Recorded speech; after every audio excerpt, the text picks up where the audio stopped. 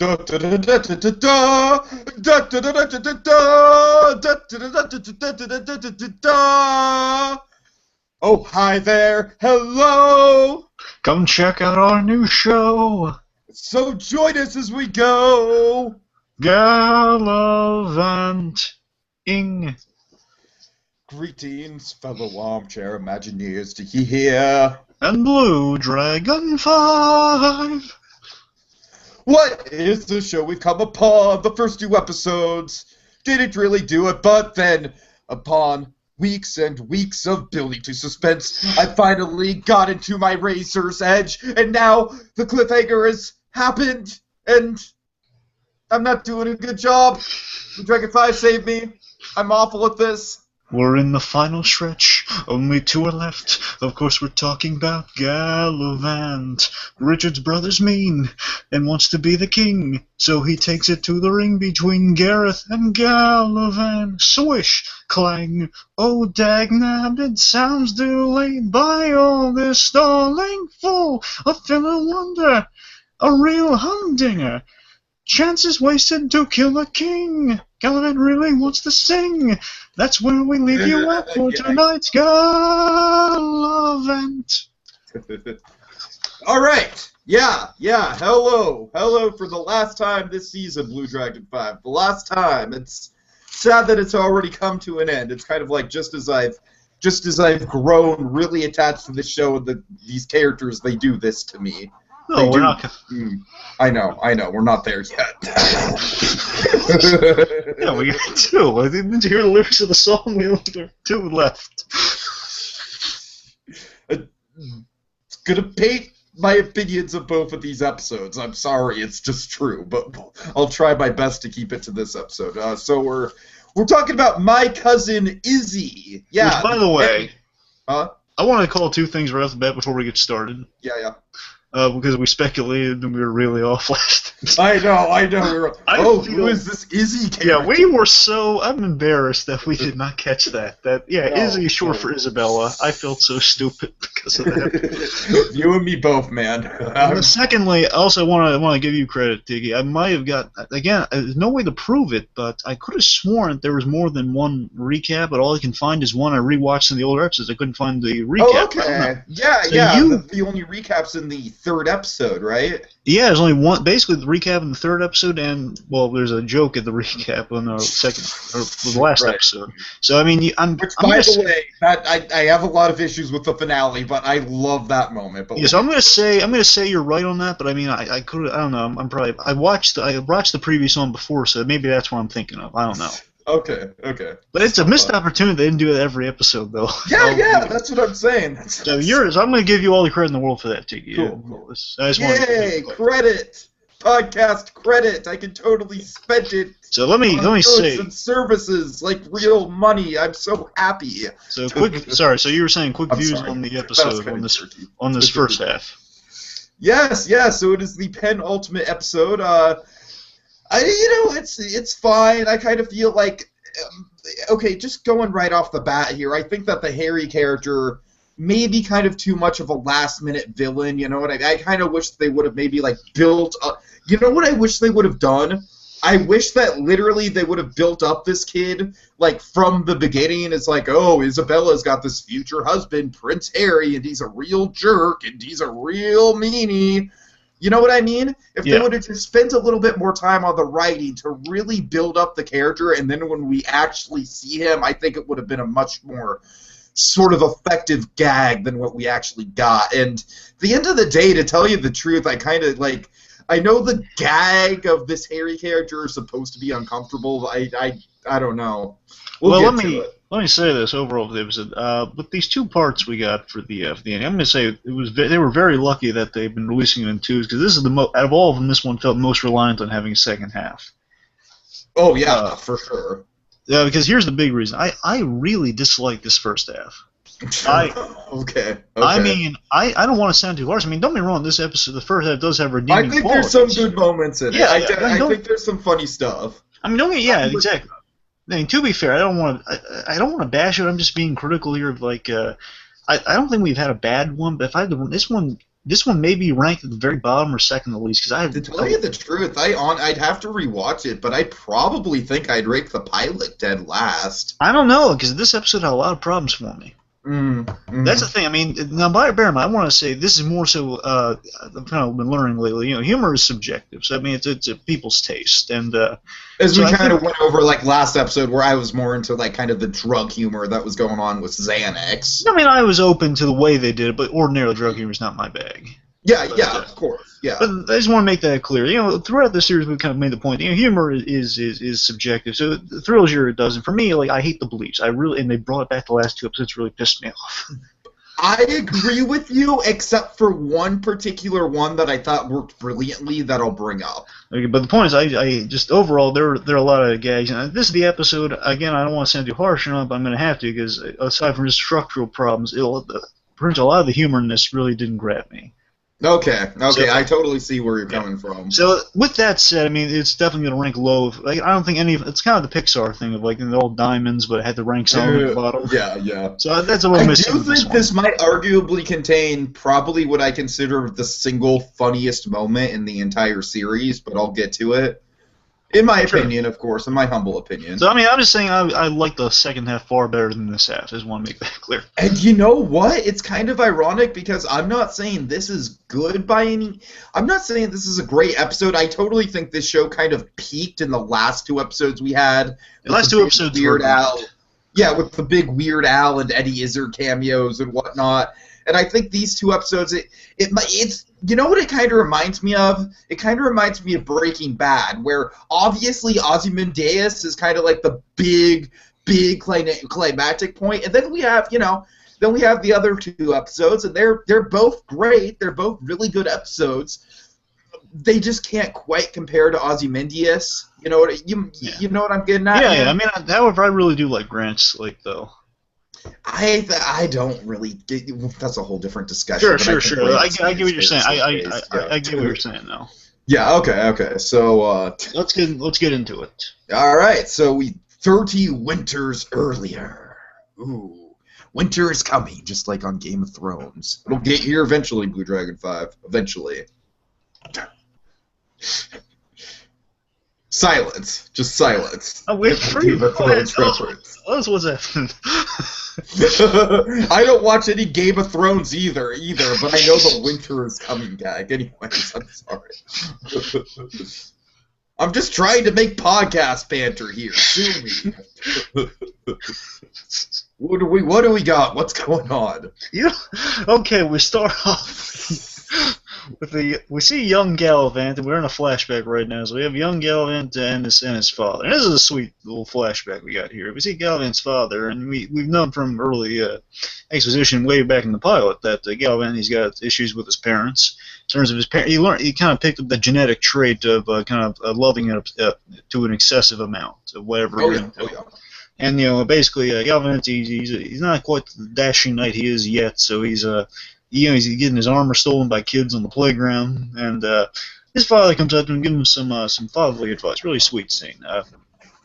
Basically says he's destined to be a hero, and remember, to be a hero, you gotta have no feelings. You can't have your mind clouded. That's very important because that comes back a lot this episode. Yeah, for sure. And they also points out you're gonna have your hero's moments. Your moment in the sun. Yep, and basically a moment like kind of your prove your worth moment is what it's kind of like in terms of the trope. Like a moment where you kind of prove your worth in song. Oh yeah, for sure. And then the wife's yelling at him, they call him like a sad sack and whatnot, basically saying you're kind of a failure off screen. No, not to Galvin, but to the father. And the father exasperated, and he's just saying, "Do me a favor, son, don't get married." I thought that was fun. Yeah, again, and I also want to point out, just again, it's showing it's still consistent with Galavant's story of his parents. They lived miserably together. Yeah, exactly. There's more motivation in that moment. His father is not just motivating him with the kind words, but more so motivating him with the action of, look, if you involve in love, you're going to be miserable. Involve in other things. Mm-hmm. Okay, so so next scene, it kind of cuts to Galavant in present day, and does it go right into the song? Yeah, pretty much. My moments here, pretty much, and Yeah, that's right. He's kind of staring out into the dungeon. He's like, "This is my moment. It's coming," and everyone can hear him. That's what I love about this show. It does a lot of good for. Like me and Monkey kind of joked about like doing a musical where everyone's aware of the fact that they're in a musical, and I think this show really does touch on it very well. especially this one. Yeah, oh yeah. He's just like, "This is it. I know it's coming. I'm going to save them all. This is my moment in the sun." Okay, well, he's not. I don't think he's singing just yet. He's about to, but Yeah. he's like talking, monologuing to himself, and he's like hearing his father's voice, which I thought was funny. My moments here, and just married. Don't get married. That's right. I forgot about that. It's like saying, don't get married. I know. I know, Dad. I know. I love Okay. reactions from everyone else. Yeah, the father is Isabella's father is like looking at him like he's nuts, and like he just says he literally just says he's crazy. Anyway, so Isabella says she wants to chat with Galavant pretty much. Says later. I'm saving you right now. Oh yeah. He's really in the moment. Oh, really funny lines in this. One of the funniest. I'll tell you the funniest line of this episode to me is in this scene. Just made I was almost dying. That's just silly thing to laugh at though, but it was really funny to me.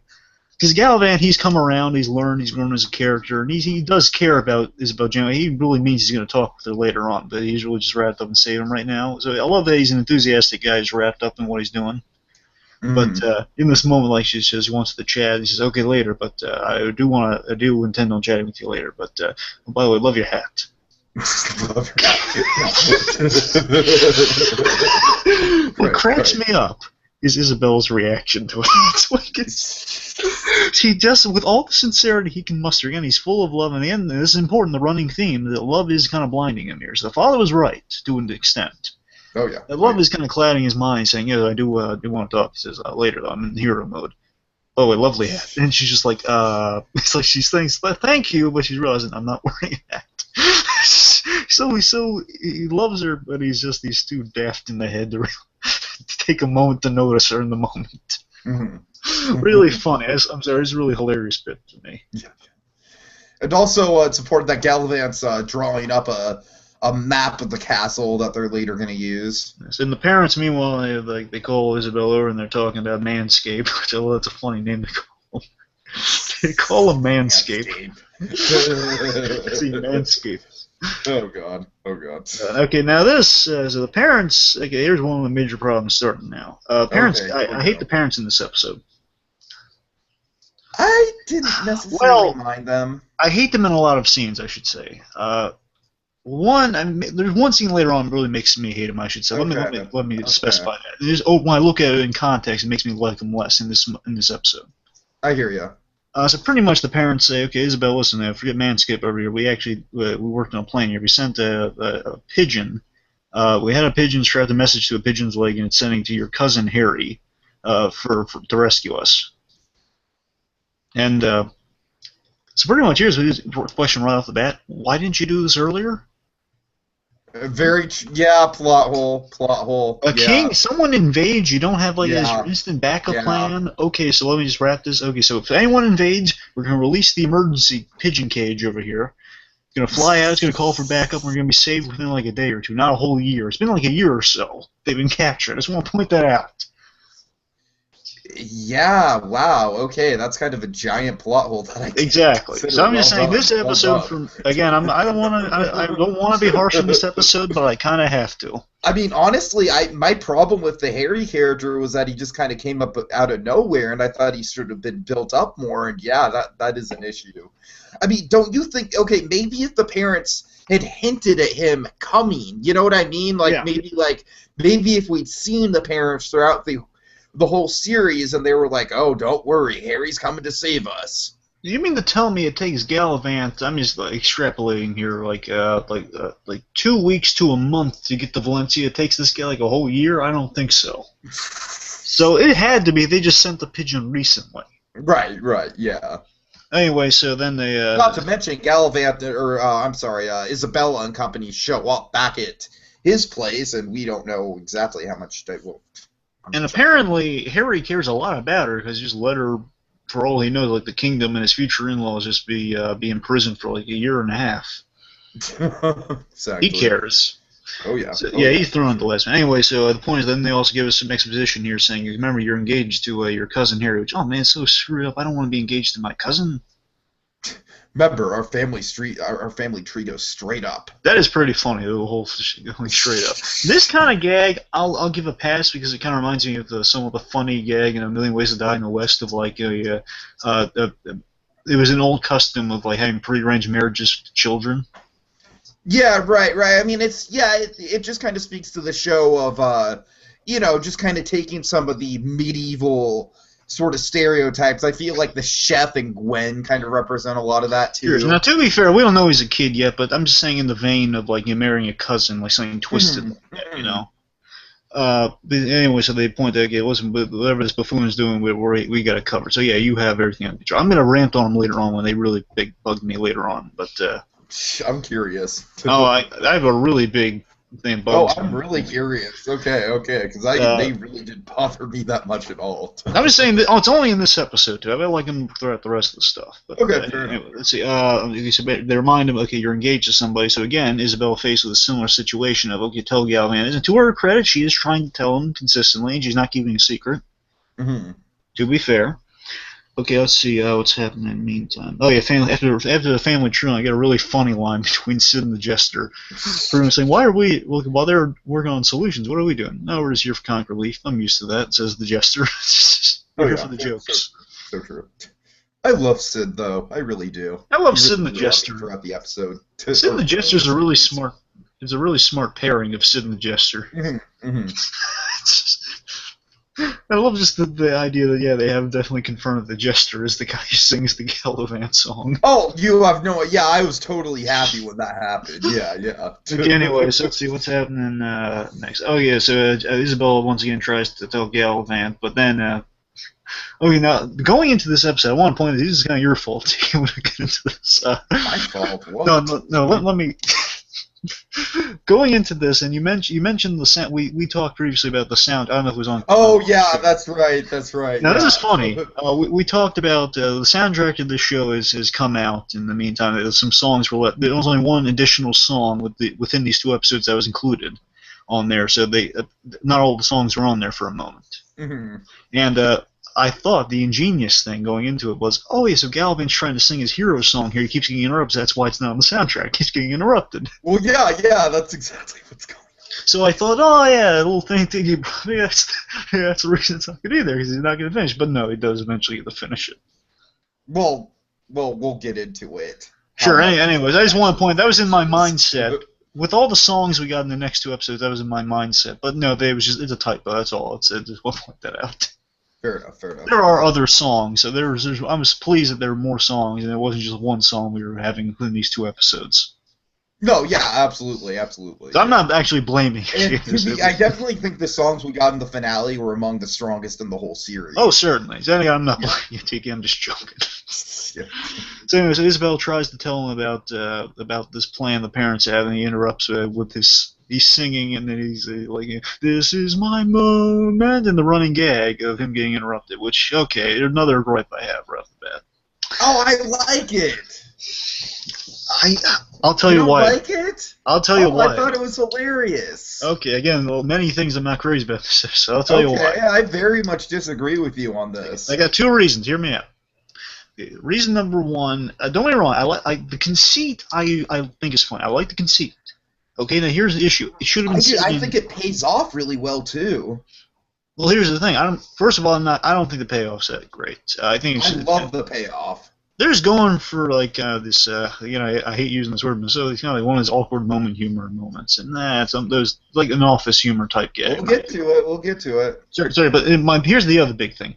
I appreciate the gag, the idea of the gag, building interrupting him constantly throughout the song. However, if you're going to do that, why didn't they have seeded him since the beginning of the show? I think that would have been a smarter move.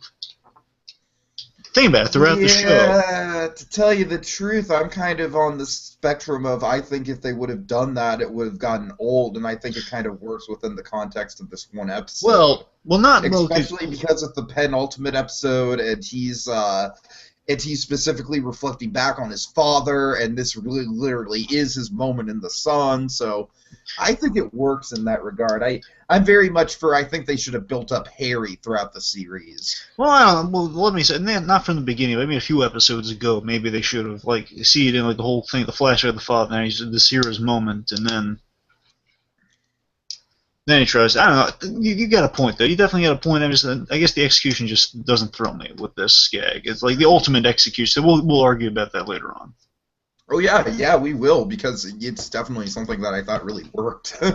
Anyway, so let's see. I think so far I don't think we've been as mixed on an episode as we've been on this one. So that's anyway. So I mean, just the concept of the gag isn't bad. He's interrupted the signs of running gag, but maybe I think at the very least they could have stripped out a few of the interruptions to make it a little funnier, if you ask me. I honestly thought it was kind of a Seth MacFarlane type thing, where the longer it went on, the funnier it got. But again, as we discussed in the beginning of the episode, humor is subjective, so what totally worked for me didn't necessarily work for you. So exactly. Okay, we'll get it. We'll get it. Meanwhile, so he's singing, he's interrupted, and he's interrupted by the guards taking him to meet the new king. Oh, so we had a little meet and greet going on. Madalena brings up the prisoners to meet to catch Kingsley, King's brother, up to speed on what's going on here. Who's who? And I love her descriptions of each of these guys going down the line. This is my future husband / brother-in-law, and the king said, I'm right here. So it goes down the list, and this is my ex, and it's Galavant, and it's going into this. Boy. Yes, I love this. Galavant just saying. He's going into the speech saying, I'm going to kill you, Kingsley, and stuff, and then Kingsley shoots him down instantly, saying, "Shut up, pretty boy." Then she says, "No, the jester's the boy toy," and then the last one's hilarious. She goes to Sid, and he says, "I don't know the black kid's name." Sid's just like, "Aye." No. Remember his line is, "Wow, just." Oh, wow. Yeah. Just Sid realizes how offensive that is, and it's not so much who's the black kid, but more so you don't know my name. Yeah.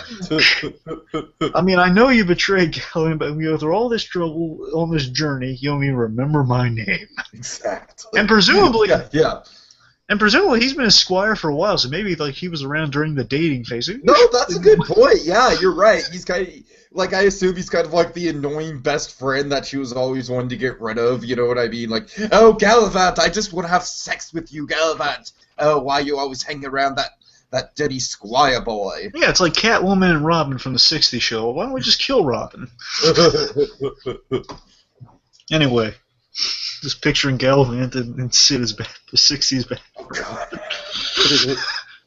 Galavant! Galavant! Okay, anyway, sorry. Galavant!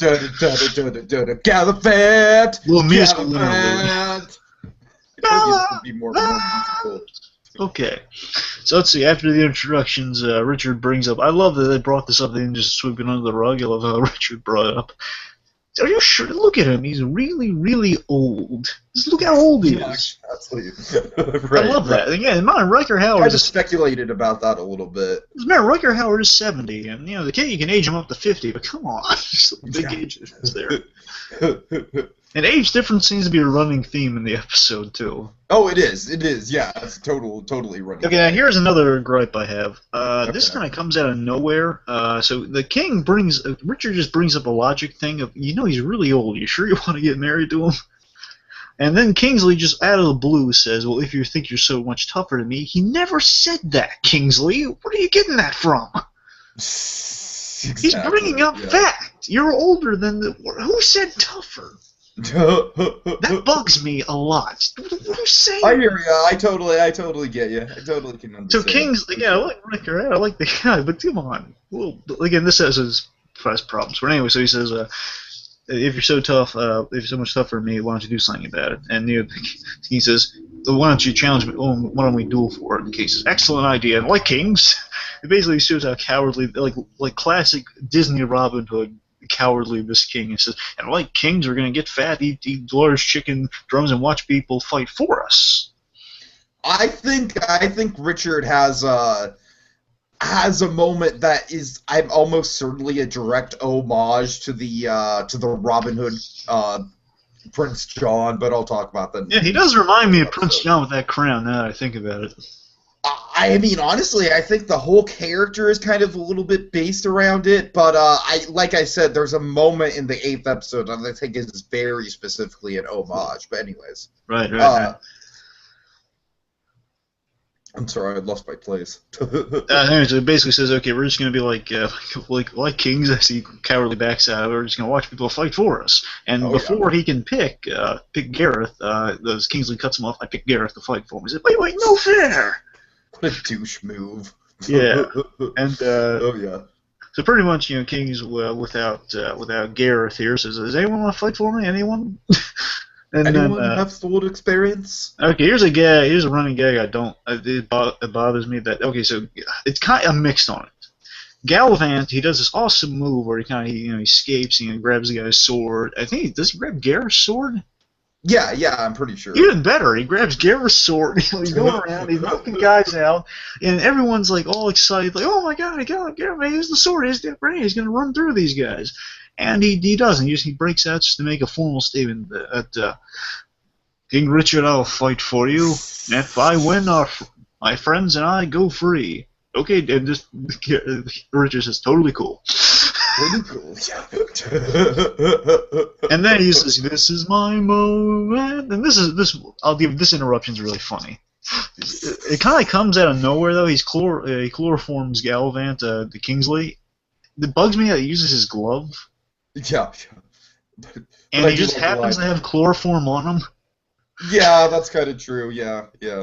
It's funny though. It just he says no one, and everyone says no, we didn't want to hear the rest of that song. However, it's just like, I'm sorry, that's annoying. It was annoying. So two gripes, rather, one big gripe here. Okay. Going off of speculation from last episode. I mean, how is it the king just doesn't sit Gareth on this guy the instant he says, "I'm going to take over your kingdom"? Or Gareth does. That's true. That's definitely what we were speculating. Yeah. And also, I kind of feel like definitely Gareth's role in the whole thing. I think he had one or two moments in the finale that were really sweet that I'll talk about, but overall it was kind of a big letdown. Yeah, but this first I was expecting, Gareth's instincts are, okay, someone trying to uproot the king's power, I'm going to stab him. I'm going to use my sword to cut this guy down. That's his whole shit. Exactly. He's been built up to do. Yeah. And he doesn't do that. He doesn't even fight the guy. It's not even, you and I are really worried for Gareth's safety because, obvious reaction, he kills him, and we can't have the bad guy get killed instantly. Well, we'll see how that goes. Can't have him be killed instantly. So he can't have him be killed instantly, so he would either humiliate Gareth or kill him, which I was worried he would kill him, but never happened. So, yay, Gareth doesn't die, but still, it's kind of, now we're in these circumstances. It's basically the plot contrivance. Yeah, right. Other thing, here's the actual kind of, legitimate gripe, is that Galavant, he makes these awesome moves, and I get the comedy in it, he makes these awesome moves, and pretty much he could have killed this guy at any time, kill Riker Howard's Kingsley character any time, to get everyone out of the situation. Right there, perfect moment, could have killed him after he pulled his miraculous escape. Just to say, I'll accept this challenge. He's very sentenced out of this episode to kill the king. So, kings or just Kingsley. Doesn't take it at all. That's true, yeah. He does have a very big sort of dramatic voiceover about it. Yes, my big problem is that I get the comedy, but Galavant has advanced so far as a character at this point, it's too stupid for him. I'm hearing you. I'm totally hearing your gripes, yeah. If he was, subverted from killing him, and then he just says, okay, listen, to me this would be fun. I don't want to rewrite the show, but it's an idea. Okay, so Galavant escapes, and he holds the sword to the neck or something, and then, Kingsley just show how really cool this guy is. He disarms him, and then he says, actually, on second thought, I think I'll fight for Richard. That, to me, would have been funnier. Yeah, no, for sure. To be fair, I think logically, doesn't he... wait, no, I'm sorry. I'm totally skipping ahead to another episode. Oh, my God. But, I'm sorry. Move on. Yeah, it's making Galavant too stupid. That bothers me. And they've shown Galavant is a smart really guy. hard time distinguishing between this episode and the finale for some Now, this reason. episode, I apologize for that. yeah, well, sorry. Because the second episode's so much cooler. Yeah, no. Anyway, so after Galavant's chloroformed, we're back in the cell, I guess, and Isabel is trying to tell Galavant the whole cousin's coming to save us bits. Yeah. Oh, And I think she actually, to her credit, I think she actually says my cousin's coming to save us, and says, "Oh, don't worry, I'm going to bail us out of this." I think doesn't she mention the cousin in the scene? I'm pretty sure. Yeah, and I think Galavant's just all caught up in the moment in the sun. Yeah, so I think Galavant actually just writes it off in the scene of like he knows the cousin's coming. Right. Says, no, I'll save us before then anyway. Yeah, he's not even taking into account that there's a possibility that someone else might get him out of the situation. So I mean, don't get me wrong. I don't mind Galavant's cockiness here because we know Galavant's obviously capable and he could probably pull this off of winning a duel here, which again makes me worried for Gareth because oh man, Galavant's probably going to win this. And I'm sure Galavant will be a nice guy and spare him, but still there is a threat there, someone dying because the way Richard phrased it was a duel to the death. Yeah, definitely. So I'm a little worried for that. Like someone might die anyway. But the Galavant's mentioning himself in the third person. Don't worry, Galavant's got this. And then the parents are just. Isabel points out, yeah, my cousin's coming to save us, and my parents can't stand you. And they can't. They really can't. Okay, I'm gonna start getting my royalty rant here. Here we go. Okay. Okay, you don't care for Galavant? I'm sorry. Who got captured? Remind me that. Who got invaded? Who's there to save you? Now, who is the only person you have to turn to right now? You're complaining for him? I'm going to defend this. What? No, it's just a gag on how bad in-laws can be. That's it. That's the gag. It's a simple gag. I'm fine with it. Oh, well, I'll get this. The joke is how unappreciative they are. That is the joke, BlueDragonFive. Well, I'll get into the second, more important half of my rant later on. Okay, I'm sorry. Well, you'll see. That's when it gets anyway, so the point is... the point is the parents can't stand him because he's referring to himself in the third person, and okay. Well, no, I mean I think there's it's like if you're stuck in there's a lot of downtime we don't see, and it's like if you're stuck in a cell with Galavant, he's obviously kind of obnoxiously there's obviously some sort of uncomfortable sexual tension going on between him and their daughter. I mean. Like I said, it's just kind of the girlfriend's parents don't like him, It's just kind of play on that trope, and I thought it did it well. Maybe. Interesting to see how different our opinions are on that, I guess. Well, more so later on, though. He just starts here, is what I'm saying. Well, I'm curious to see what your big gripe is. I really am. It's the same gripe that gets worse later on. Okay. Anyway, let's see. Okay, let's see. Oh, Madalena comes down there. Basically, he turns a Madalena shag down. And that's not the only time that he does that. He turns her down after offering for a little roll in the hay, to quote young Frankenstein. Yeah. Roll in the hay. Okay, so basically invites Isabel to watch, because it'd be great to watch him get killed and having you watch it. Right. Essentially. And also Galavant, this is a nice moment for Galavant. He tells, hey Sid, look after them in case something happens to me. Very unlikely because I'm Galavant. Because Galavant's got this. Yep, because Galavant's got this. And then there's a stupid bleep. Yeah, which I hated. I hate the bleep. Sure. I freaking hate the bleep. It had no reason for being there at all. Yeah, the king just says, these bleeps.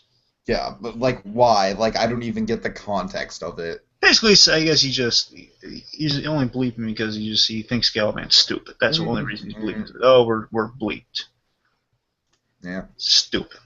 Anyway, so you get a really gag that I really do like, though.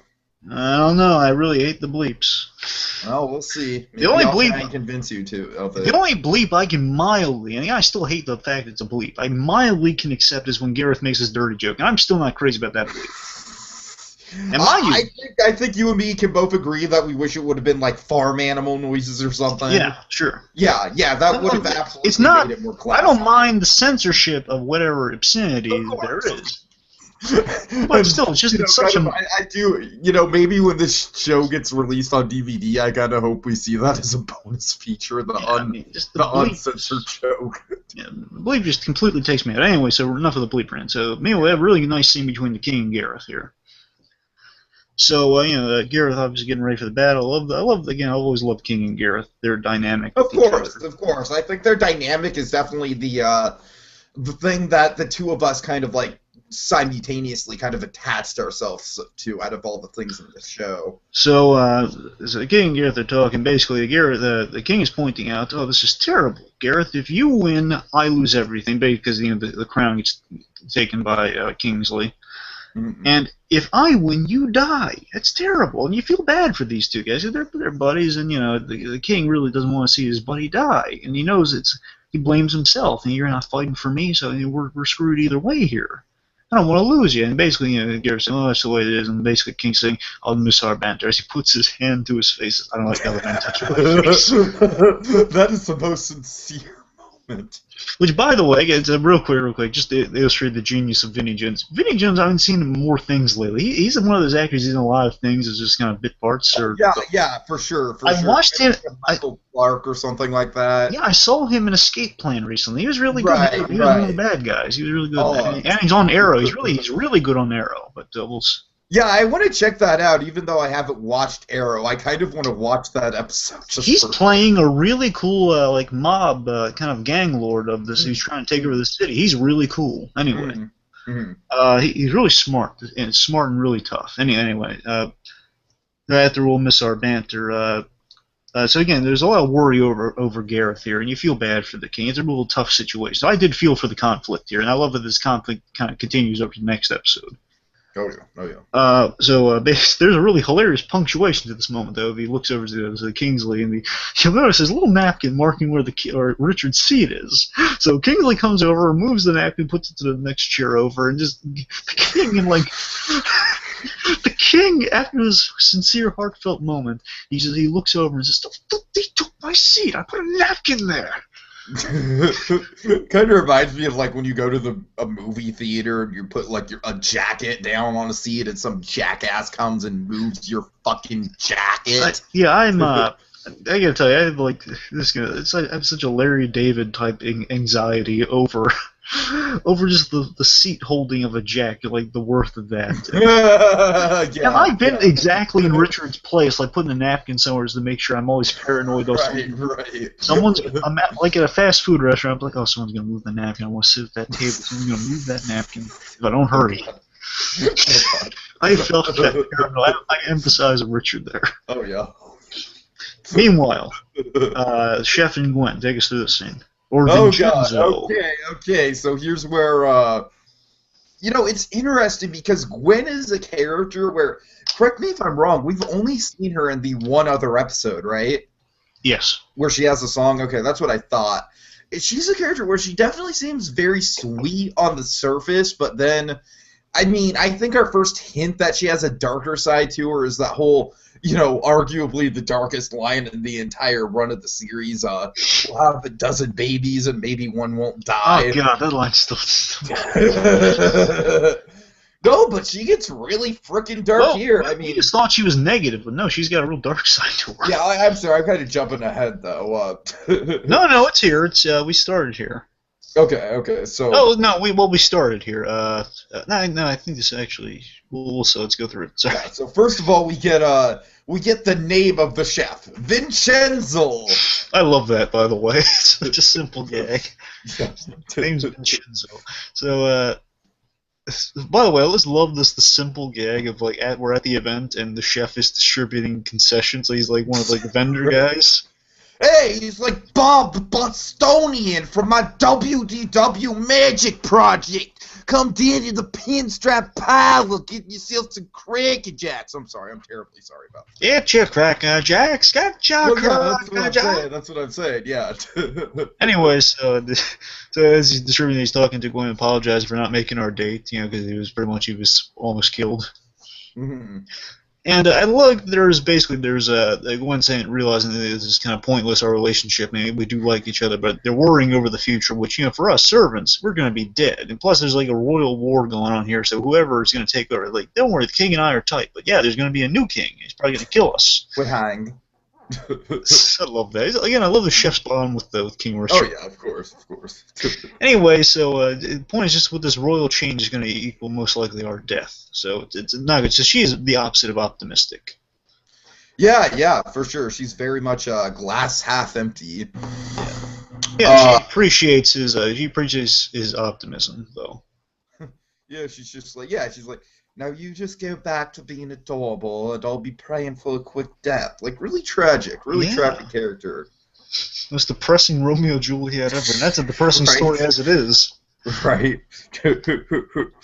Okay, and then the chef is like, well, you seem to have a pretty bleak view of the world. Well, I've had a pretty bleak life. Yeah. Meanwhile, okay, I like how we get a lot of development on her without really knowing too much, getting into too many details. Sure. Yeah, okay. And meanwhile, with Galavant, and we'll just call her, just to kind of get us used to it and embarrass us, Izzy. Oh, God. So, it's a cute name, though. I feel stupid that we didn't realize it. No, I really do, too. Yeah. So, Galavant and Izzy, basically, Izzy says she won't talk about because I know you're getting ready for battle, I won't talk about the unsaid things between us, which I do appreciate that she realizes.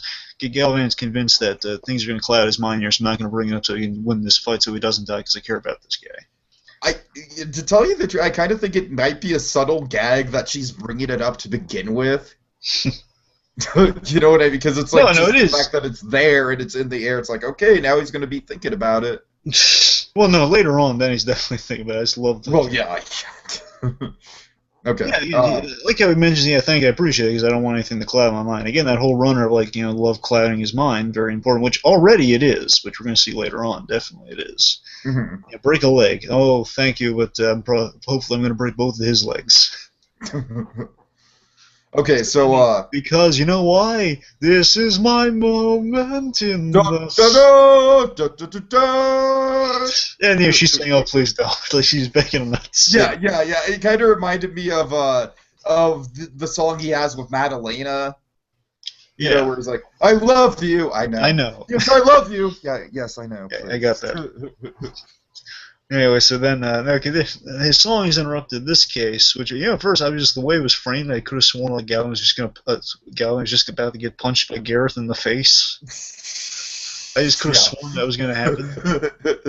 Anyway, however, the fight is going to be interrupted by a pointy-headed army. Oh God. That's a hilarious battle warning. There's an army of pointy-headed people approaching. That is very much a Monty Python line. Yeah. Very much a Monty Python line. So we find Cousin Harry's army has approached finally, and I appreciate the surprise. They were like, oh, I didn't expect them to come with this one. I'm so wrapped up in the action here. Yeah, but like I said, man, I really think they missed an opportunity of building this kid up throughout the whole series of, like, oh, Isabella, she's got this badass cousin Harry, but she's in this marriage that she doesn't want to be in. Yeah, this guy's a real jerk, and then you kind of get these like kind of hints of this character throughout the whole series, and then when it's revealed, it's like, what? Instead, it's just kind of like, oh, okay. Well, Tiki, I'll admit full-heartedly, yes, you're right. It probably would have been a smart move in retrospect to at least drop hints about the guy she's engaged to earlier on. Mm-hmm. I'm not sure about hyping up that much. I'm hyping up a little, yeah, sure, but I just think it's a really funny concept. It is. It's like let's say you're potentially hyping up like Galavant's big rival, It's like Paul Dini had this funny story once of a gag he wanted to put in the Star Wars show of basically someone's about to meet a bounty hunter and like this huge like 50-foot tall, not 50-foot tall, but like 9 feet tall alien, huge guy rises from a table in like a cantina dive of sorts, and he steps aside and then we see like an Ewok sharpening a spear. He says, "What do you want? What's the job?" Oh God. Right. That was Yeah. like an old Paul Dini gag. He didn't get to put in there because Ewoks apparently can't be murderers. Yeah, right. What? What? That's the Lucasfilm. Oh my God! I have so much wrong with that. Okay, yeah. Anyway, so Anyways. sorry. The point is, yeah, you're right. I get the misdirect you're going for here, too. But I do admit, in retrospect, if they're gonna pull a character like this out the last minute, they definitely should have at least dropped hints at him before. That's what I'm saying. Yeah, because it's like it just feels so much like they're going for shock value. You know what I mean? And Like I wouldn't go so far as like make it a big part of her character that she's engaged to be married, because you don't want that. no, I'm saying more so make it a bigger part of Galavant's character. Actually, make it more tied to where it's like there's this budding romance going on between her and Galavant, and you've got this thread off to the side of this cousin. You don't even necessarily have to bring up the whole cousin thing. That can also maybe be a surprise for later. But just bring up the fact that she's got this guy that she's set to be wed to. And I mean, yeah, they could have maybe gone with like kind of a Frozen dynamic of like he knows that she's engaged to somebody. Right, yeah. You got a point too. I see your point definitely. I'll agree in retrospect. Yeah, but I think I'll admit I have a huge plot hole with this character later on in this episode. But huge, like gaping, more so than the previous plot hole. Huge. Oh man, that one was pretty bad. This one is an even bigger plot hole, Tiki. Huge. Oh, is it like a plot crevice at this point? Let me think. Actually, I think it may be. I don't know. It's a really big hole. Okay. We'll get to it. The point is, I got a huge problem with this Harry kid, but not Harry kid, Prince Harry. This Prince Harry kid. We'll get to him anyway. So basically, cousin Henry. No, not Henry. No, I'm thinking Once Upon a Time. Cousin Harry. Hey, ice cream truck. So cousin Harry reveals himself, and it's a kid. And that's lovely Gareth, like he's ready to face off against whoever the leader is. And we find it's a kid, and like everyone's like, "Wait, what?" Galavant, the battle stopped, everything stopped. What was he? It's cousin Harry. He's a little kid and engaged to Izzy. Oh yeah. And I love how it's like when they say that he's engaged, you just like gives a little kid delighted, just like. Ooh. However, I'll tell you a hilarious moment. Both the kings sitting next to Kingsley and Richard, they have this moment after the kid starts talking. After the kid starts talking, they say, "Oh, he's adorable." Yeah, you're right. He's adorable. Even Kingsley acknowledges this kid's adorable. Right, yeah. And apparently he's from Quitencia. Quitencia. He's from Quitencia, and he says, he's act break is, Isabel says, "Yeah, we have some things to talk about." Oh yeah. Okay. We come back, and basically it's explaining now the king's on the field, so to speak, and he and Gareth are there as the whole thing's being explained. Hey, we're cousins, and we're having an arranged wedding. Just a little big reaction from Gareth and Richard, like, "Ew, it's gross." And then, however, I do love this. This logic cracks me up. It's like it's based off an old vaudeville gag, Tiki. Mm-hmm. Okay. I remember the Abbott Costello version of Bud Abbott tells okay, let me run this scenario by you, Lou. If you meet a girl and basically you're different ages, okay, now you let's say 10 years go by. How old are you? And how old are you? Eventually, you'd be the same age, a reasonable age to get married. That's the idea of the gag. You know what it reminded me of, actually? And I'm sure they're probably definitely going more towards what you're talking about, but have you seen Big Fish? Yeah. Yeah, that whole thing about the old woman and how it's like the whole running thing about I married him, and when I'm 28, he'll be 38, and when I'm 38, he'll be 48. You know what I'm talking about? Yeah, I get you. Like vaguely, yeah. I saw that movie a bunch. It just reminded me of that. Okay, anyways, the point is, there really is a little logic at Galavant. It points out, Isabella says, I'm 30, and like when I'm 30, he'll be in his early 40s. No, sorry, no. When he's 30, I'll be in my early 40s, and then just go and well, actually, that's not bad. Right. And then she realizes, I never really thought about that. Yeah, it is weird now, but yeah. Anyway, so then, and then I think Galavant, someone points out, I didn't want to bring this. You're bringing this up now? I didn't want to. It's like, yeah, well, now it's in my head. Now it's in my head. Swimming around in there. Swimming around there, pretty much like, why didn't you bring this up before? I tried to, but I didn't want to throw it off again. Well, now it's in my head. It's like the Iron Man 3 gag of like, well, now you freaked me out. Right. Anyway, so let's see. This is funny to me. The king, he mentions that Gareth, like, all that kind of holes with him off to the side, saying, "Oh, this is a disaster. Yeah, what do we do now?" I says, "Wait a minute, I got an idea." Says, he basically pulls what I call a reverse Nick Ford. Okay, we're all gonna have a. Oh God. Basically, the king finds the opportunity. You're Nick Ford. You're really hung up. Hey, you have all your dopey lost references. I get a Nick Ford reference. Okay, that's fine. Fair enough. Let me have it. Can I be cryptic for a moment? Can I be cryptic for 1 minute? Just 1 minute. Anyways, basically, the king trying to kind of distract everyone from the unfortunate incident at hand, saying, "Okay, everyone, because we have an invading guest, we're gonna have a feast to celebrate."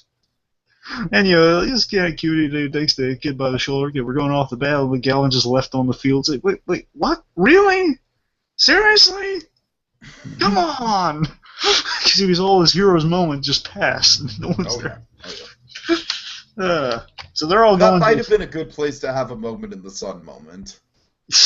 Maybe, actually. Well, do you mean like for the song to be interrupted or for it to finish? Yeah, for the song to be he's like you hear Gareth and the king plotting, and then you see Galavant, and he's just like, "All right, I'm going to do it. I'm going to defeat the king. I'm going to reclaim the kingdom of Valencia. This is my moment." And then the king's like, "Oh, hey, we have a special luncheon."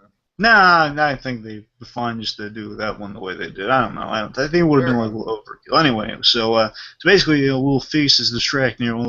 Basically a break with the feast, and that everyone Sid in the dungeon with everyone, they hear cheering, so they think, "Oh no, Galavant's dead! No!" Sid's freaking out because his buddy's dead. He thinks, and they basically saying, "I gotta remember." This is just the moment that just absolutely made me just. What is it? Oh, just when he's just like. Oh, he's repressing his feet, and then you just see him just... and then he just stiffens up, and you just, all right. And that's... Oh, Sid! I love Sid! And you know what's funny about that moment, Sid, is that he's saying, like, Galavant. He's doing because Galavant told him that, and it shows you, tells you so much about the Galavant character that, yeah, he would try to replace his feelings, but at the end of the day, Galavant can't replace his feelings, or else he ceases to become Galavant. Yeah, absolutely. Because again, it's a genetic trait. He has to excess in love. Yeah. Anyway, okay, so the jester calls over. Remember the two guards' names, Mutilator or Keith. Which one of the guards? The Mutilator or Keith? Keith. Jester does a little magic trick, pulling the scarves out of the throat or something, and basically it gets the keys, escapes. We really should have thought this before Galavant died. Yeah. So anyway, then they're walking out. They're escaping. Now Galavant's spirit's helping us, I'm sure. Okay, now here comes the one bleep in the entire series that I'm cool with, because I think it was very well timed. Gwen walks in on the chef. She's got a plan, and the chef, he's just pissed, and he's just like, "Oh, I'm just preparing a meal before I die, because fuck me, right?" Okay, come on, you got to admit that was well placed. No, I mean it's not the bleep itself still bugs me, but I appreciate the curse itself is hilarious. I'm saying the curse is hilarious, but the bleep still. If they had made any other sound effect, it would have been perfect. Yeah. I mean, I agree with you for the most part. Just for some reason, it worked for me in that moment. But whatever. But for me, it would have been funny if the way of still keeping it, if you had a big thing to chop with a huge knife, you just made a sound that covered it. Yeah. But, right. but Me, right? Yeah, yeah. To me, that wouldn't funny. Also, the king was being negative on the way out, saying, "Oh, this is going to only end badly." Again, being negative. That's not my rant, but we're getting there.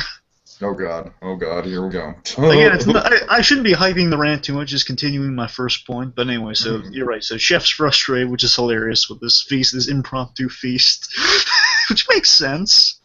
Yeah, it's an impromptu feast. He has to cook for like 35 people. Right, exactly, yeah. Anyway, so Gwen is suggesting, this is kind of a Once Upon a Time-ish gag reference here of like, let's change the ending to our story. What do you say?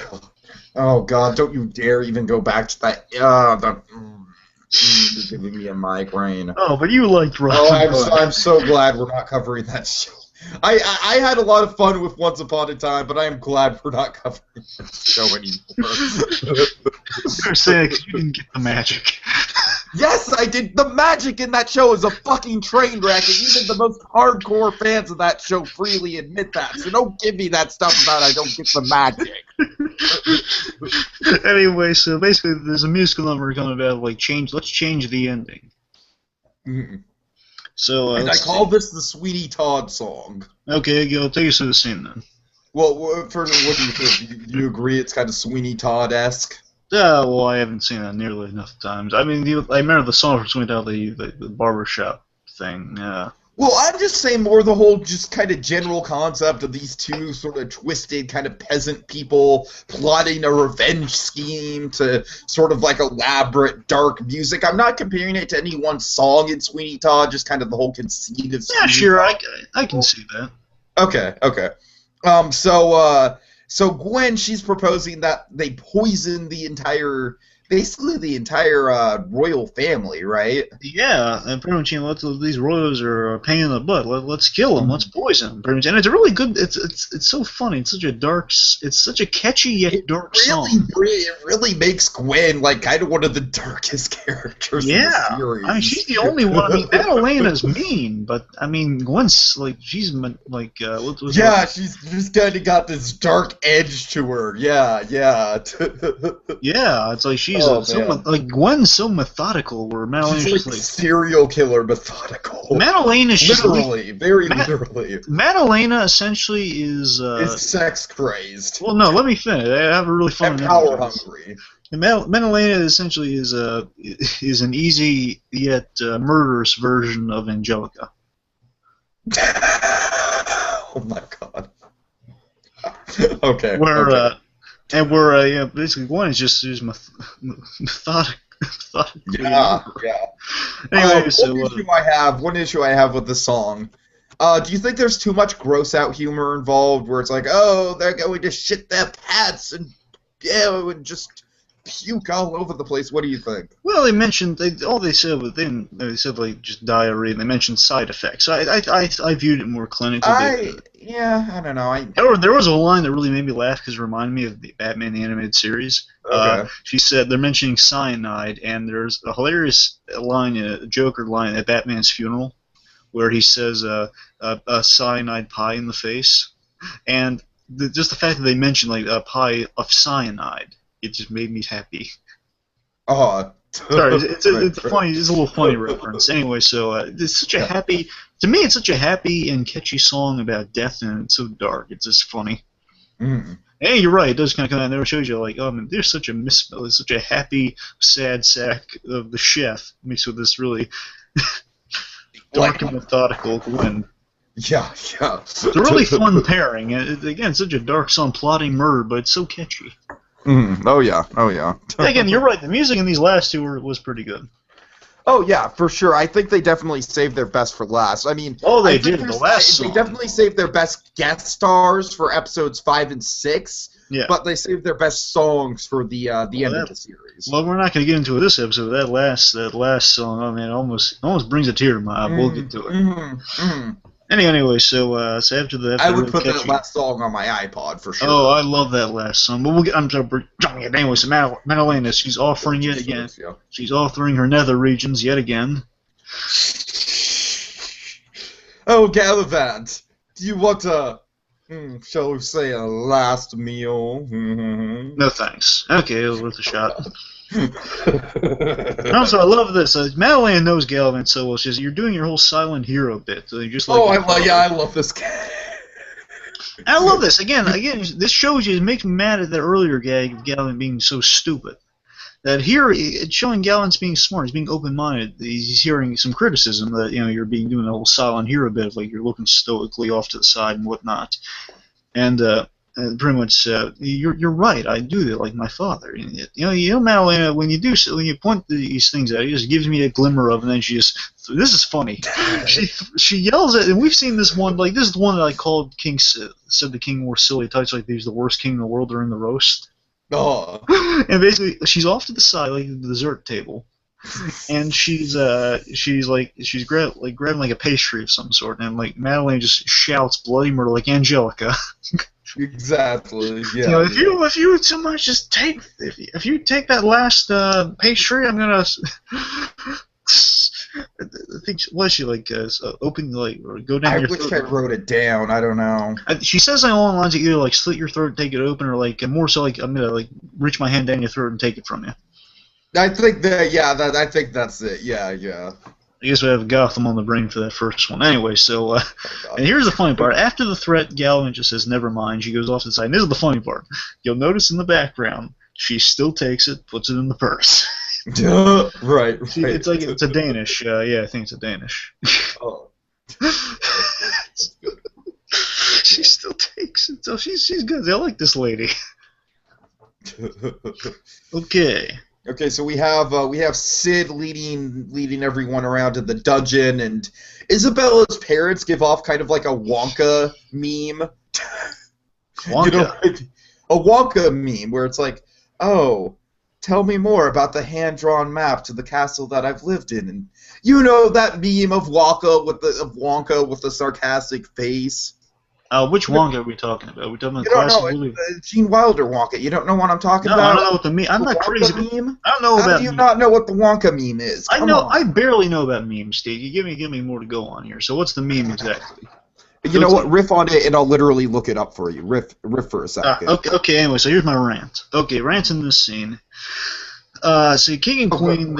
Yeah, go ahead. So the king and queen in this scene, they're basically says, well, it doesn't match the map the Galavant drew for us about this kingdom. It's saying we should go down this way, but it's not matching up with the map exactly. And basically saying, no, I'm not sure that's right. After the king and queen say, yeah, I'm sure it's this way. And this says, oh no, let's go. No, let's go by what your dead friend suggested, despite the fact we've lived here for 40 years. Okay, now. Don't get me wrong. The king has a line that saves it. The king has a funny line saying, "I'm sorry, we've been invaded." He says, "Sorry, we've been prisoners for a long time." The king apologizes. That's the only saving grace. But here's my. I mean, that is kind of like one of the running gags of these two. Yeah, is the fact that they've got cabin fever. Yeah, but here's my rant. It's just I just want or someone to say, "I'm sorry." Really quickly, could I show you what a Wonka meme is? Interrupted my rant, but okay. Okay, that's a Wonka meme. That's you. No, it's not. Okay, now it's now you see it. You must have seen those on the internet before. They're all the fuck over the place. Well, I saw the image. I can't remember the writing. Okay, I got you though. Okay, the writing says, "Oh, you have over 1,000 friends on Facebook. I'm sure you." It's just an example. It is literally one of the most popular memes on the internet. BlueDragonFive. Right. I'm sorry. I just had to point that out. Just that line just totally reminded me of that. Okay, I'm sorry about that. Go ahead. Rant away. So again, I just want someone to grab these royals by the scruffs of their shirts and just say, "I'm sorry.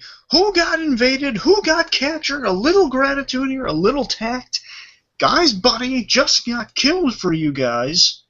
Trying to save you. A little tact." It's just they sound like whiny children just saying, they're complaining about Galavant, at least trying. I kind of am wow, this is really interesting now. I'm saying you've been here for 40 years, you didn't have any escape plan for a year and a half of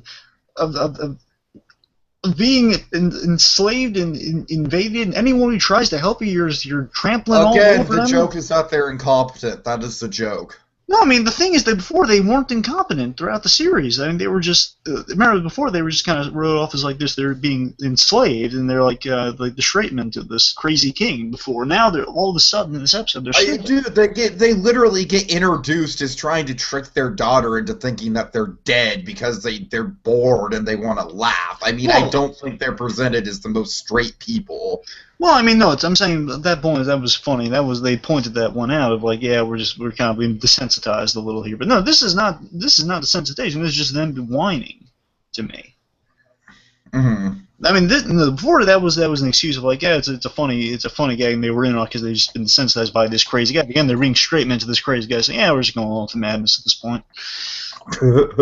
But here, it's like here they're apparently they're invested, and they're saying, okay, now we want to be proactive in what we're doing. I'm sorry, have you formed any escape plans? Have you done anything up to this point? Have you tried at all? I'm saying they really should be more tactful. I mean, again, the father's being negative up to this point. I mean, at least he apologizes for the insensitive remarks made by the queen here. That bugs me. I'm sure it may seem minor, but I'm just saying it really bugs me when these people people are trying to help them and nothing. Yeah. No, I hear you. A little gratitude, a little tact, a little gratitude, a little bit of a thank you, not a thank you at all from these people. Like, oh, thanks for trying to save us, or at least thanks for showing up. Yeah. Anyways. All right, fair enough. You raise a good point. That's again, it's not helping. This episode is my big problem. It just did not bother me as much as it bothered you, obviously. Yeah. Again, I'm still the same guy who complains about Nick Ford, so it's silly. It might be silly to others. And to my credit, with my silly Lost references, at least I make multiple different Lost references, and you just keep going back and getting hung up on the same thing. Just wanted to point that out. The running gag, which apparently a running singing gag, works. Okay.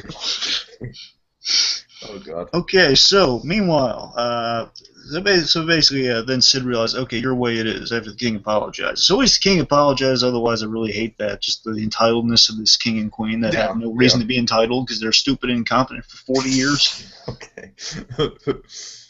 Okay, so King and Gareth. Yeah.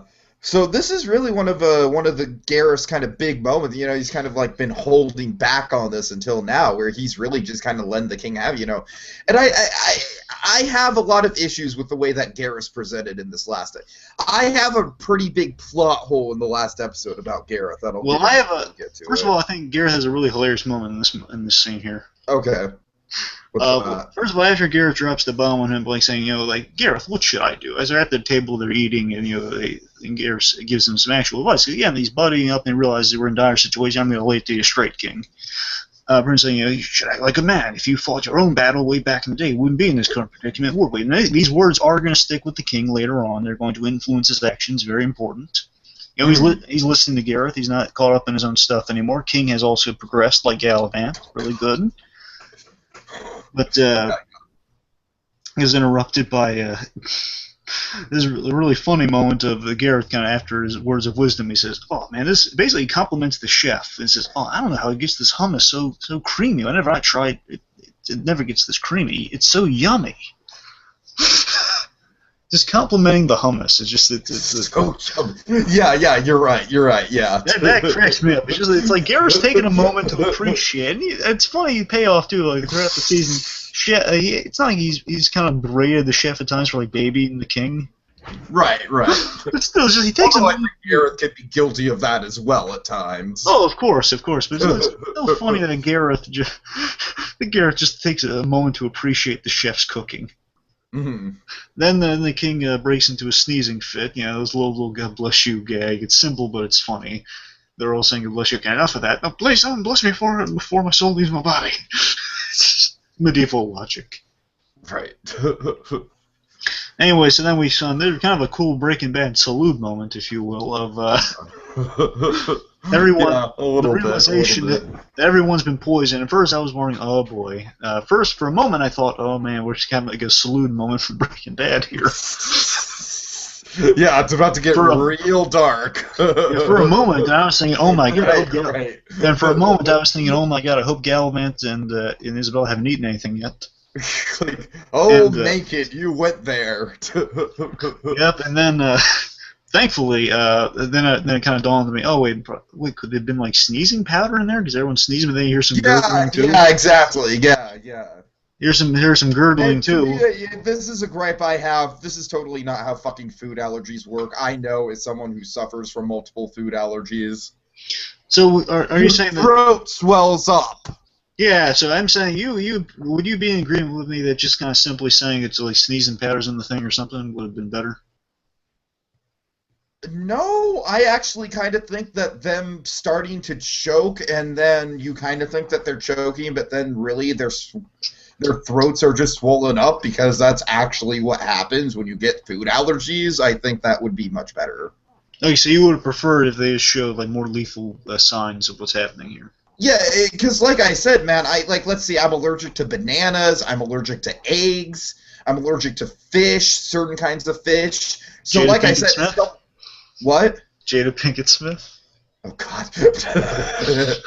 I'm kidding. I'm sorry. I didn't mean to detract. Go ahead. No, but you know what I'm talking about? It's like eggs, especially. Eggs kind of kills me because, like, I could care less about eating, like, scrambled eggs or whatever, but, dude, I can't eat cake. I can't eat cake. I can't imagine that. That's just a horrible fate, worse than death to me. I can't fucking eat cake. Well, let me not go that far. I'm saying cake's a big pleasantry of this world. I can't imagine not being able to eat cake. I can't do it. I can't do it unless it's specifically made with no egg. My mouth gets all swollen up. Hey, this is a dumb question, but there's egg and donut, right? Kind of depends on what kind, but it's sort of like cookies. Like cookies are one of those things where it kind of depends on how much is made. Although honestly, I've never had donuts that trigger food allergies in me, so I don't know. Whoa! Oh shit! Are you serious? Wow! Food allergies. Food allergies cause BlueDragonFive to drop. Wow! How wonderful! How fucking wonderful is that? Oh, that's just great. Oh, I'm running on like about 40 hours of no sleep. Oh, thank God. Thank God. Are you there? Hello? Oh, no. Oh, I can't hear him. Shit! Ah! Wow, that's frustrating. Okay, well, oh, what shall we do? BlueDragonFive has dropped, and we're just halfway through this episode of Galavant. We still have some more moments to go. We have a cliffhanger to show. Hey, BlueDragonFive, are you there to talk about Galavant? This is my moment in the sun. Sorry, folks, my hero's moment was interrupted. I'm back. Sorry. No, it wasn't a hero's moment. It was us going on a tangent about food allergies. But anyway, so I think I don't know, sneezing powder might have been also an alternate way. But you're right. Either more serious food allergies or just right off a sign it's more singular, I guess. Because honestly, as someone who cannot eat fucking cake, I found it offensive. Are you ranting about cake the whole time I was gone? No. I was literally singing about, like, BlueDragonFive is gone. Oh no, what shall we do? What are we going to do on this episode of Galavant? Let's not go into part 2. The way done, and we have cliffhangers to talk about, and BlueDragonFive is nowhere to. Okay, I'm back. Let's see. It's after the food allergies bit. So yeah, it's kind of a cool reveal. Like, then you think something bad's better than it. Okay, no, just all sneezing or apparently different symptoms for each of them. Apparently, They're surely going to kill us, but we're going to get to watch them suffer first. Yeah. So the chef has a conscience. He couldn't do it terribly. But it's good to know that there are still sweet people left in this world. Yeah, that was a nice moment. Yeah, it is. And guys, love the chef couldn't bring himself to kill his buddy King Richard, even though it's probably going to end up with him getting killed. Right. Yeah. Absolutely. And also, the world's not. Thank you for making the world non-bleak for a day, Vincenzo. I love that. Yeah, that's a moment. This is a sweet line. Oh. It's definitely like kind of like a trigger the audience. Like you could almost do like an awe sign in a live studio audience. Like, oh. Yeah. Hey, let's see. Okay, it was nice to. Alright, yeah, this gag wasn't too bad. Just Madalena has a diarrhea. That's kind of funny. And they didn't go the Neil Patrick Harris route with it, but it was pretty funny. Oh, wait, what's the Neil Patrick Harris You route? know what the Neil Patrick Harris route No, is. I'm sorry. Yeah, okay, yeah, I'm sorry. I thought you were referencing something from How I Met Your Mother for a second. I would have been amazed if they went the Neil Patrick Harris route with her, but no, they didn't do that. Yeah. But Yeah. I mean, medieval times in chamber pots, you know. Very true, very true. You're there, a bunch of the weird, funky knight helmets. Oh God. Oh God. Anyway, sorry. Wow. No, thanks for putting that image in my head. Thank you. Just don't use that for a screenshot, would you? Yeah, I'm going to go out of my way to make that. Yeah. Okay, seriously, don't do that. No, I'm not. You there? Don't worry about it. Yeah. Hello. Yeah. I'm here. Sorry. Okay, so let's see. What's that here? So, I'm genuinely concerned that I was actually going to do that for a second. I might have a sick, twisted sense of humor, but I'm not going to do that. No. I'm saying you put literally Robin Hood, worst father ever. Like, you have an issue with that, even though we were like riffing for like 10 minutes about it. Yeah, but you know, there's other stuff happening in the episode. Anyway. So Sid's happy to see his buddy Galavant's alive. Oh yeah. He's alive! And he throws him his sword triumphantly. And again, big gripe I have. Galavant being awesome here. You know, it looks like he's gonna kill the kings who are literally right next to each other. Or at the very least, kill Kingsley, because he's the guy in control. You're about to kill Kingsley. It's a real slow-mo, cool-looking battle. He's wasting guys on the left and right, and he's about to to go in. And no, he just blows past them to do a sweet gesture, but a stupid gesture. I think that's the point. I'm mixed on this one, because, yeah, I think the end result's kind of sweet, but still... You know what I think would have been better? I think it would have been better if Galavant walked in and he thought they were all being poisoned. You know what I mean? No, seriously, I think that would have made for a much more dramatic, instead of just like, oh, your throat's going to clog up and it's going to be annoying. Yeah. Well, no, he said literally you're allergic to that. He knows that she's allergic to that. That shows you how much he knows her. Very true. Yeah. I don't know, I'm just saying I think the stakes should have been higher for him to actually save her, in his mind at least. Sure, you got a point there. But anyway, so it's kind of a sweet gesture. Like he impales, instead of impaling the king like he should, he impales the little crab puff or whatever, saying, you're definitely allergic to this. And I like, here's the message I like behind this moment, more so than previous moments, is that you see how the love and the feeling is a major distraction for Galavant here. And again, it makes him who he is. Right. But it is a weakness. So the father definitely knew something about what he was talking about way back in the past here. His feelings do cloud your judgment. But Galavant just needs to have a good balance of that judgment. Otherwise, he ceases to be who he is. And also, I like the moment he just apologizes, like he tells the guys to wait for a second before they resume the attack. Sorry we didn't chat earlier. I like chatting. I'd like to do that. Yeah. And that's sweet. And there's a really funny, ridiculous line. It's like, remember like that 4-hour talk we had about Sid's thank you? Oh yeah. And then Sid off to the side says, it was thank you. So passive aggressive. Okay, now this is kind of like part of my anxiety is that I'm like constantly worrying about what other people are taking my speech and my speech patterns and whatnot as it's really very awful. It's very stressful. I've been there. Yeah, I mean, yeah, I could totally relate to it. In fact, I'm one of those people where it's like even when I'm in a perfectly fine mood, it's like when I'm not smiling and I just look pissed off. Like, let's try it right now. Do I look pissed off right now? Well, there's no blinking, so I can't really tell. Seem bored? I'm not really getting pissed off. I'm just getting bored. Okay. Well, a lot of my friends, when I'm just like sitting around and I'm not smiling, because I'm not just gonna be like, oh yeah.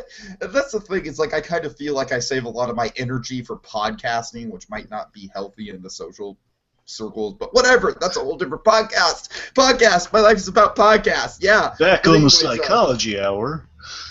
Well, I'm just gonna say, like, my friends do. They're kind of like, oh man, it's like, why you look depressed? I'm like, no, I'm not depressed, dude. I'm not smiling. This fairy's like, anyways, continue with your point. Okay, so Galavant points out here in this scene that my dad was wrong about. And that's interesting again. So he's pointed out that his father was a little right here, but Galavant thinks he was wrong about you don't have to hide your feelings. Basically, I don't have to hide my feelings to be a great warrior. I have to. If I did that, I wouldn't be the type of hero you need. The type of hero I want. Basically, he's saying I'm going to embrace these feelings because that's the type of hero I want to be for you. And that's a sweet gesture to me. Yeah, saying absolutely. I'm not perfect. When it comes down to it, I'm going to pick you over whatever horror I'm going to go up against because I care about you, which is sweet. And then Harry. Okay, here's huge gaping plot hole here. Okay, let's hear it. Okay, so Harry interjects for a moment here, and he says, "Do you remember what Harry says in this moment?" It says, well, this sucks for me. I'm going to go back home to my castle and have fun changing your last name, freak. Who's he talking to there? Isabella. Right, so then explain to me what happened there. So is he saying our engagement's off, or what was he saying there? Well, I think what he's saying, and I kind of agree with you, it happens a little fast, but I think what he's saying is, he's seeing Isabella together with Galavant, so he's kind of like, well, sucks for me, because does Galavant have a... Well, yeah, he has a big moment where he saves Isabella, so I don't know. Here's what I get. I see. As I'm talking about it, it's kind of coming apart at the seams, so I totally get where you're going at. Okay, it gets worse, Steve. Let me explain to you why this is a huge plot hole. Okay. Okay, so what I gather from the scene, him saying "Good luck, change your last name." Remember, her last name is I remember she has the hugely long last name, but technically her last name of her. Right. Remember, her last name of her last name is of Valencia. So I'm gathering one of two things here. One, of Valencia, home to Six Flags Magic Mountain. Yes, one of two things here. One, he's saying, I'm giving up on saving your kingdom here, but here's the more subplot regardless, that the fact that he leaves, he exits. Saying that was here's the big plot hole. The whole point of him showing up was to save them. And he leaves without doing a thing except interrupting them for a feast. He does absolutely nothing. Yeah, and then he shows up at the end. Yeah. The only reason this kid's here in this entire series is so he can appear potentially in the future. It's like the villain for season 2 or something. Yes, that's the only reason he shows up here. He has no point whatsoever. I completely agree. I'm not knocking the kid. The kid may be an idea to explore, but in this season, he's just there to be introduced. No, yeah, I can't knock your argument one bit either. Against the huge plot hole, first of all, they could have contacted this kid anytime. Apparently, the kid doesn't care about enough Isabella to actually check in on her. So, right, understandably, because he's a kid, I guess, but still, the kid has an army to rescue him. Doesn't do a darn thing, and he leaves because he wants to be home in time for dinner or something for his mom or whatever. That's true. Yeah, I can kind of I can kind of see where you're coming from with the joke, but yeah, I agree. It falls kind of flat. It falls kind of flat. Yeah, so to me it's just it's stupid with the bringing this kid. That's a huge plot hole. Like, he was just there for nothing and he did not save them at all. So why did we waste our time with this guy? Yeah. Again, so you see, it's a huge structural plot hole. If he serves a person, he basically wasted our time. Yeah. Anyway, so let's see. Then Galavant's moment finally comes. He sings. It ends after that moment, and plus, wait. This is my favorite. This is what I consider the funniest moment in the whole series. Oh, are you serious? This is the funniest moment. And this is where we get to the whole point of comedy is objective. Sure. Subjective. I'm sorry. I'm tired. And hungry. Yes, I am hungry, actually. I was just thinking about that. Like, I have to fucking actually eat something before I go to bed. That's an issue. I just took a wild guess. I'm amazed I was right. You are absolutely right. But not for cake. It was literally... No, God. Let them eat cake, because they're allergic to it. But not him. Yeah, oh god. Okay, so I love it because it's just like I love the way it builds throughout the whole thing, and then it's like you think it's going to be this grand epic song, and it's literally nothing. It's literally fucking nothing. It's like, this is my moment in the sun, and then literally the only other lyric is, this is my moment, and then it ends. And that's the whole song. And that's what he's been building up the whole episode, and I just got such a goddamn kick out of that. I love the awkward humor. I guess maybe, again, that's where you and I kind of differ, because I just loved how awkward it was, how excited Galavant was to finally do it, and then how much of a reverse payoff it was. Yeah, it's not my. I guess it's not my taste, but just more so. There wasn't like to me, but I would have if he actually did something cool after he said that, so it was actually worth the wait. That's to me though, but I get what they're going for with the humor. That's not throwing me in this case. Plus, it's not even a full reprise. Maybe that's the thing.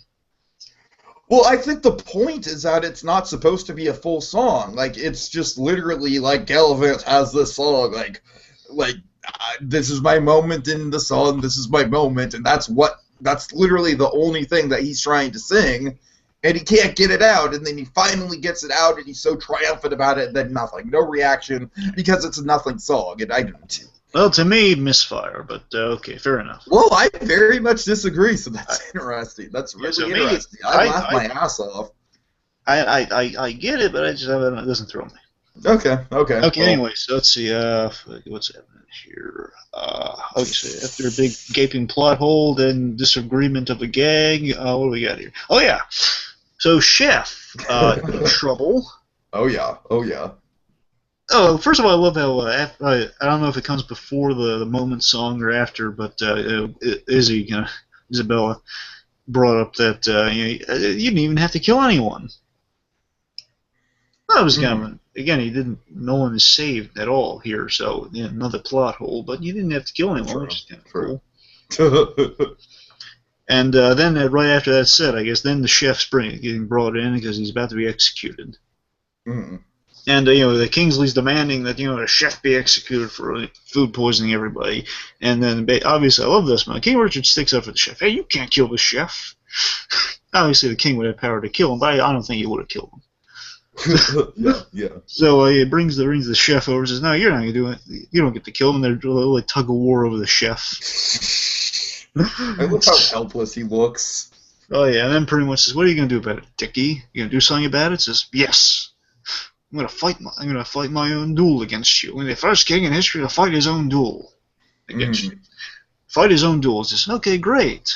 It's gonna be. And Kingsley has this moment pulled the rug right out from under me. I did not see this coming. I'm impressed by the series for doing this. Yeah, for sure. My jaw was a little dropped by this, by Kingsley saying, "Oh yes, it's going to be so great to see you. Oh, it's very impressive, Dickie. It's going to be nice to see you get killed by your best friend, killed by Gareth.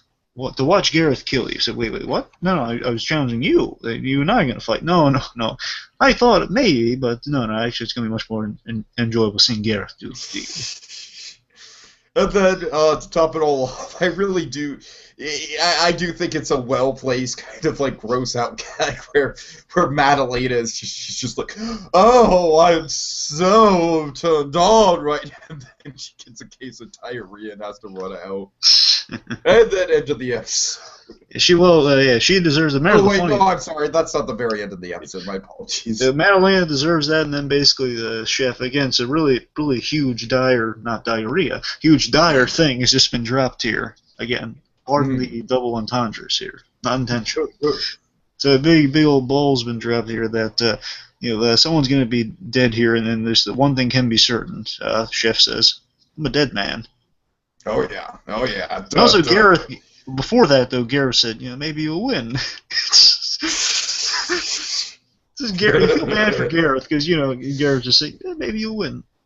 Yeah, as I've said, I have some issues with the way they took Gareth, but he does have some very good Chef's a dead man. moments. Yeah. And then Chef's a dead man, and oh boy, poor Chef. This is a bad situation. And of course, we've been speculating that Chef is maybe one of the more likely characters to die. So yeah, very worried. And Gareth in this episode, it was still both our characters are put in the chopping block here. Gareth That's and the true. Chef. That's very true. So yeah, we were close. Yeah, we were. We were far off on the name, but we were close on something. Oh. Okay. Okay. So I guess we'll wrap up then, because we're getting to the last part next. Yeah, well, overall, I think, I do think I'm more high on this than you. I mean, I definitely agree that the finale was a better episode, but I don't think this was a bad episode. I wouldn't even maybe put it in. I'm trying to, maybe it's, kind of ranking it, off the top of my head. Maybe it's, my third to worst.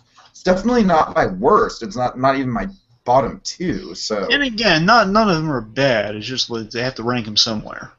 Yeah, for sure. Diamonds and Pixar certainly. Diamonds and whatnot. I love that. Sorry, folks. I just love that Pixar quote. It's so perfect to use on things. Yeah.